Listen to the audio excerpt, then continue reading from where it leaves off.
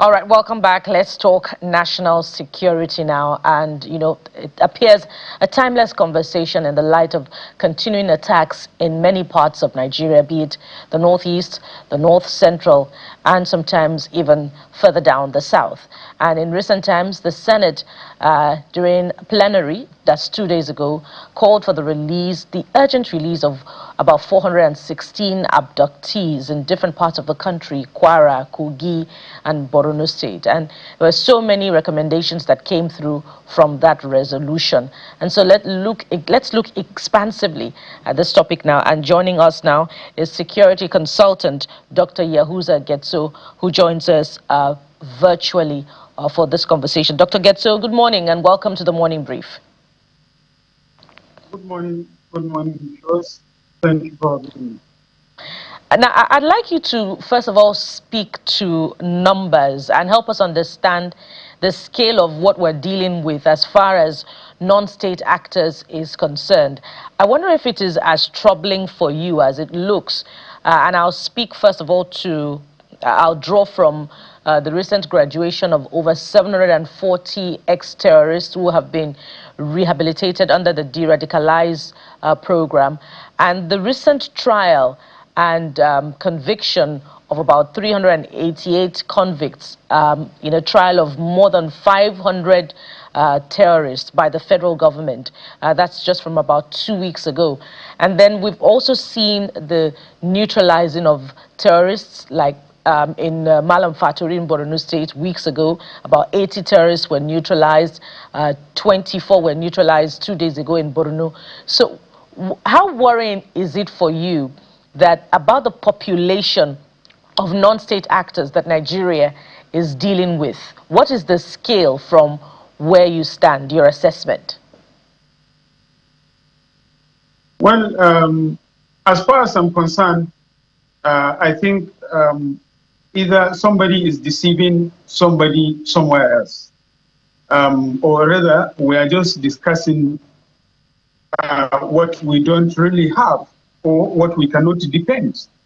If at all the total number of those have been rehabilitated is correct at wherever in the northeastern part of the country, and the total number of those who were presented at the court during the magic jurisdiction. Even though I'm not a legal lawyer, but I wonder how comes these guys, one, if at all they have been in detention 13 years ago or thereby, looking at how they are, when you say you are taking them to prison, they are houseless, they are jobless, so they are looking for alternative where to sit and comport themselves more. So prison is not something new for them, for somebody who have been there in the last 13 years or thereby. That is one. Secondly, looking at the number from those that have been rehabilitated, using whatever policy or whatever strategy we may call it, the question is, if at all we really have those numbers put together, if we have this number, goes from the 486, and then the other number from those who have been rehabilitated, I think we will have brought an end of Boko Haram or an end of ISWAP, because we should be able, when you multiply the total number by 11, and then the total number of population of Borno State, or the total number of population of the affected local government areas in Borno, Yobe, and even Bauchi and Bombay, when you put them together, you realize that why I said multiply them by 11 is, one, each and every one of them should be able to tell you who is providing them with social needs in terms of foods, in terms of shelter, and so on and so forth. No, question number one. Who is providing them with replenishing the ammunition? Who is replenishing the bullets? Who is replenishing the arms itself? And who is providing them with fuel for servicing their vehicles? And who is servicing the vehicles themselves? And who is controlling the maintenance? That is number 8. And then number 9, who have been providing them with the finances to procure those services? Those 8 services that I have mentioned. So if you can have that, and then the 9 services. Number 10, who have been providing them with information in terms of technology, in terms of drones, in terms of replenishing their walkie-talkie and the rest of it. Because I always say, whenever I go around those areas, I move around with 3 different walkie-talkie myself as an ordinary civilian conducting investigation. So if we have answer to this cumulative, 11 times total number will give you what population? And if at all we have this population, then our intelligence will have been able to address all the challenges. That is why I'm really doubtful about the figure coming out from the federal government or from any agency who are talking about that we rehabilitated or we have been able to send so number to prosecute so number. And when you look at the guys in the court, they were so reluctant, they were so relaxed, they were so happy. Somebody who has been in detention for 13 years. Are we really not deceiving ourselves? Are we really speaking the truth? Are we really sincere and honest about what we really mean? Is this total number, is this population really realistic? How do we add this figure? And what is the essence of our intelligence? And what are the informations? I know there are multiple other components or variables or variants that can be used in extracting certain more information, not only the 11 questions. So if each one of them can provide 11 people that provide items, 11 items, which I know, I have more than 46 questions. Each and one. Oh dear. Interesting analysis from Dr. Getso there. We could also ask, to add to that 11 to make 12, if there are moles, that supply information to the Nigerian army. But Dr. Getso, if you're back and you can hear me clearly, if we have cumulatively perhaps 1,200, either those who have been rehabilitated and those who are on trial, and out of the number of those who are on trial, we've seen some convictions. That's about 1,200. Why haven't we dealt significantly with the challenge of terrorism? Why are we still facing, pressure in the battle against insurgency and banditry on many fronts? What is the population of those that the Nigerian armed forces are fighting? That is why I put together this analysis. And that is why I said I have more than 11 questions. I have about 46 questions. And I expect each and every one of the Boko Haram member or also a member that has been apprehended by the Nigerian security personnel, either military, either DSS, whatsoever, even the joint task force, including the civilian JTF or whatever, each and every one of them is supposed to provide information about 46 individuals. When you put 46 total number, you multiply it by the total number of the population. I'm not even talking about only the total population of those criminals that we are fighting. No, I'm even concerned with the total population of the local government, affected local governments.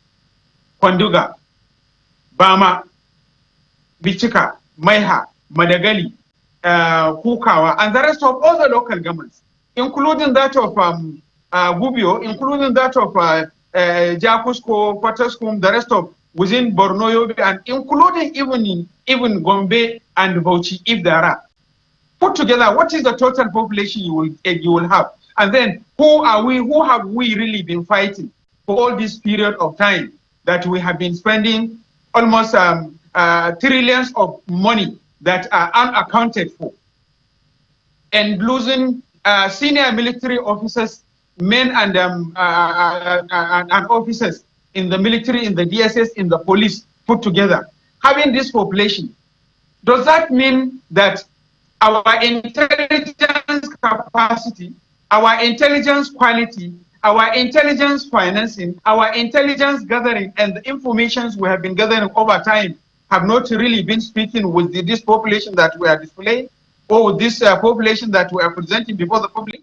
An ordinary person who doesn't even know and don't even understand what's really the intelligence or fighting the insurgency is all about, or generating information or investigation is all about, can easily assess, can easily understand if at all we have this total population that we are talking that we have, what really is the wrong? And what is the total number of the population of the Nigerian Army, Nigerian Air Force, and all those that have been involved in fighting this insurgency? And what is even the total number of the population in the entire Borno state? I keep raising this question, and I think it's quite, something is alarming. It's quite alarming, looking at the incessant killings and how they are really attacking, despite the fact that we normally receive information 2 days or even sometimes more than that ahead of that on our military formations. Yeah. If I may come in, just a simple question. When these bandits or terrorists brazenly, openly kill our officers, including top officers like a brigadier general, what message do you think they are trying to send? I think they are sending 6 messages. 1, exposing the weakness. 2, describing their capacity and ability. And 3, exploring or kind of demonstrating the training and skills they have. And 4, undermining the national security atmosphere or the national security architecture. And number 5, also exposing kind of the relationship between our agencies. And then finally, the interwoven relationship between intelligence management, intelligence gathering, data utilization, and issues of accountability. And also is posing a more threat to the future, endangering, because it is breaking the morale of the personnel. I'm happy the way you responded with bullet points. That leads me to the next question. When that happens in a sovereign state like Nigeria, how should the state respond to show that they are in charge and to make anyone who is thinking about it to think twice? I think the state should have responded in 7 outline measures. Let me go simple outline. 1, the state should have responded massively in fast-tracking and reaching out to where these guys are, as Dr. Geso and many other community-driven or community-based investigators or intelligence researchers have been saying that these guys are known. So reach out to where they are and deal with them. That is 1. Secondly, conduct a massive retraining, and that is 2. Number 3, hold people accountable who are really, conduct a thorough investigation and understand who is undermining what.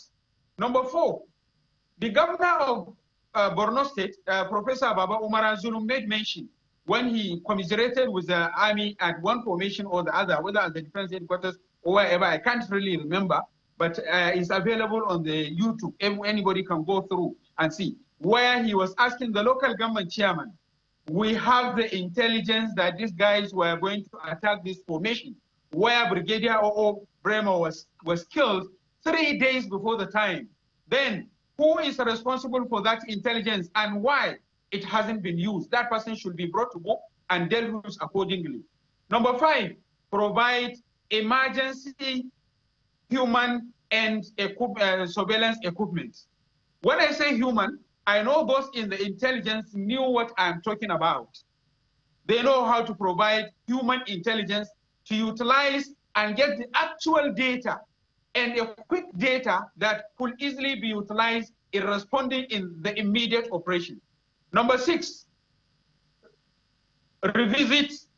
conduct a total overhaul and revisit the management of the fighting insurgency. Who is not doing what? And for what reason? Why? How?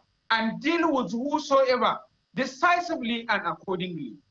And finally, number 7, to ensure that those areas like Dili and many other areas where defense headquarters have depended the airstrike on the market in Dili area and the rest of it, that area has been the corridor of criminality or corridor of Boko Haram ISWAP.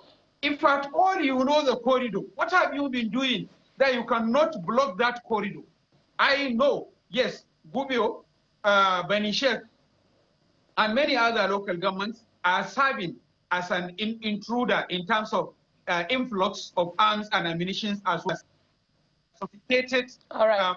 issues related. Indeed, so many recommendations that have come through, Dr. Getso, not just from you, but also from other experts, speaking of which is reminiscent of the resolve by the Minister of Defense upon appointment to probe the alleged sabotage in the chemicals abduction, but we're yet to hear anything significant that has come through from that promise made by the Minister of Defense. But we must anchor at this point and hope to tell more heartwarming stories as far as security is concerned in the coming days. Dr. Yahuza Getso is a security consultant. Thank you for coming through on this conversation. Thank you for having me. All the best.